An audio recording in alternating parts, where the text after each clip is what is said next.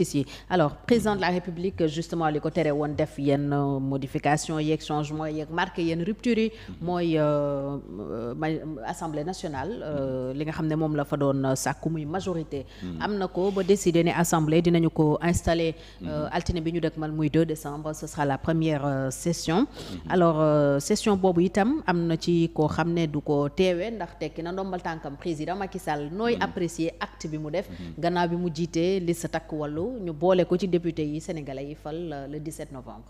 waaw acte boobu bon ni ma koy apprécier mooy que c'est un acte à mon avis politique normal parce que autant le fait que mu dem jiite en tant qu'ancien président sortant fraîchement yàggul n'est-ce pas contrairement aux autres ses autres homologues président de la République nga xam ne bu ñu daan génn non seulement ci diir bu gàtt du ñu def dara lu politique mais sax dañuy éviter du tout entièrement dañuy sori sax sphère politique bi pour ne pas gêner leur successeur bon moom on a vu que contrairement à tout ça il est venu diriger la liste de son parti est-ce que tu vois et pour ça il a même dû renoncer à ce poste qu'il avait d'envoyé spécial. D'envoyé spécial.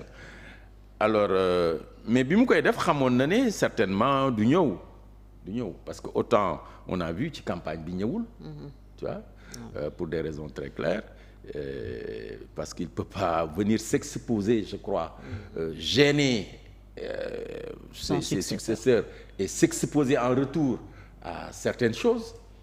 Voilà, des attaques qui n'allaient pas manquer et peut-être certaines mesures même qui n'allaient pas manquer autant pour li tax ñëwul ci campagne bi ce sont les mêmes raisons qui sont à la base à mon avis du fait qu'il a renoncé à ce poste-là. Il voulait donc tout juste en réalité arriver à donner à son camp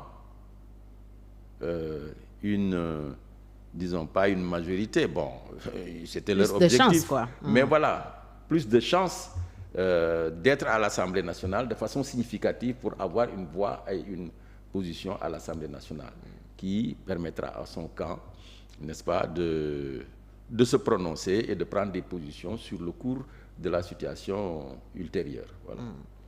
tey lan la Macky Sall mënoon a exposé wu véritablement su ñëwoon wala su gardé woon son poste bon Aïssata Tall Sall nee na loolu xel mënu ko woon xalaat et effectivement xëy na c'était juste pour jàppale partem mais ci lan la exposé woon su doon ne ñëw na battre campagne par exemple est-ce qu'il pouvait être arrêté mënoon nañu ko teg loxo. Bon bu ñëwoon battre campagne je ne sais pas si les conditions à mon avis n'étaient pas réunies. OK. Pour qu'il soit arrêté, poursuivi, jugé et arrêté. Parce que pour être arrêté, il faut être poursuivi, il faut être jugé pour être arrêté. Or, à mon avis, compte tenu de son statut d'ancien chef d'État, seule la haute cour de justice moo ko mënoon juger. Or, dans cette période-là, l'Assemblée nationale n'existait pas, tout simplement. Donc, il ne pouvait pas, à mon avis... peut-être maintenant il pouvait faire l'objet d'une interdiction de sortie du territoire. OK. Hein? Ñu bloqué ko. Voilà. Et en attendant que les choses s'installent et que peut-être etc. Alors donc ce serait tout comme. Okay. Alors c'est pourquoi je crois que dana maté du maté etc.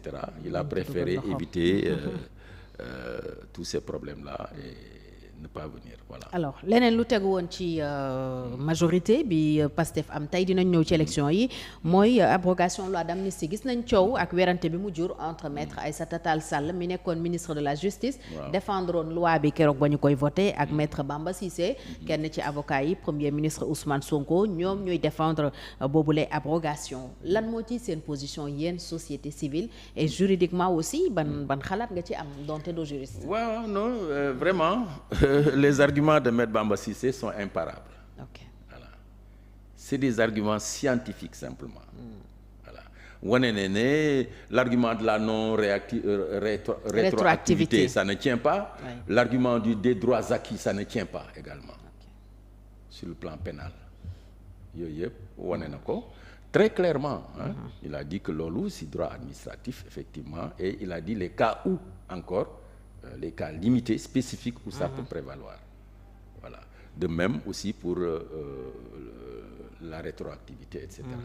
Donc vraiment, je pense que yooyu yëpp ça ne tient pas et que donc cette loi d'amnistie pourra être abrogée purement et simplement. Okay. Voilà. Donc ànd ngeen da ngeen di encourager abrogation bi. Et on l'a d'ailleurs dit nous avant. Okay. On avait demandé, on avait dit que notre position c'était l'abrogation de cette purement et simplement de cette loi-là. Tu vois. Mais c'était nonobstant ce débat juridico-juridique. Tu vois.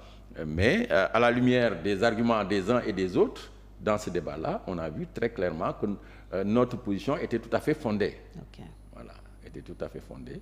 Et ça a été argumenté très clairement par maître Bamba Cissé. Bamba Cissé mais am na ñuy ragal mu nekk genre remuer le couteau dans la plaie gasaat métit yi yeewaat yenn tiis yi ci nit ñi nga xam ne ñoo nekkoon victime wala seen ay njaboot est-ce que yooyu conséquence tam buñ ci bàyyee xel xëy na duñu gën a réfléchir par rapport non à cette je ne pense pas xalaatuma ko parce que au contraire li garaaw li nga xam ne moo gën a garaaw mooy ñu bàyyi noonu rek mbir mi mel ne dara xewul woon sous prétexte que bu ñu kilee dañuy yeewaat fitna dañuy remuer le couteau dans la plaie et cetera tu vois loolu li muy indi mooy impunité lay saxal ci réew mi loolu baaxul te dafay mel ne dañu àtte ñàkkal ñi nga xam ne ñoom dañu ñàkk seen alal ci mbir mi ñii ñàkk seeni doom ci mbir mi ñii ñàkk seen jëkkër ci mbir mi ñii ñàkk seen liggéey ci mbir mi ñii ñàkk seen bakkan simplement voyez entre 70 et 100 morts encore 80, on ne sait pas puisqu'il n'y a pas d'enquête peut-être que les enquêtes si les enquêtes sont ouvertes ça pourra révéler contre toute attente des chiffres yoo xam ne dina bett ñëpp ah tu vois donc il faut que su réew mi ñu am habitude bu yu mel noonu xewee ñu topp ko ba mu leer nañ alors moo taxoon ma wax la dernière fois ne la loolu waruñu ko def de façon isolée dañ ko war a boole ci cadre loo xam ne dañu koy tuddee ci cadre mécanisme boo xam ne dañu koy tuddee vérité justice et réconciliation parce que loolu bi mu amee garaaw na garaawaay boo xam ne bii dafa indi xaajaloo ci réew mi dafa indi xaajaloo boobu nag des koy faj également waaye xaajaloo boo ko bëggee faj il faut que nga indi vérité bi ñu xam fan la dëgg gi féete bu ñu xamee la vérité alors li nga xam ne kenn mënu ko noppiwaale noonu nës-nësal il faut que mu dem justice ndax yoon état de droit la ñuy tuddee suñu réew justice wax ci li mu ci xalaat bu ñu paree ci loolu xam nañu dëgg gi yoon prononcé na wu na n'est-ce pas xam nañu ku def xam nañu ku deful ku nekk xam na li la yoon teg ak li la yoon may su boobaa nag lay xol yi mën a féex pour que ñu mën a jubóole nit ñi pour réew mi mën a tàbbi ci beneen ère génn ci crise politique bi mu nekk tàbbi ci beneen ère qui est une ère de stabilité de réconciliation et de concorde nationale de cohésion sociale loolu liggéey la boo xam ne mënuloo enjamber loi bi bàyyi ko noonu ba pare am loolu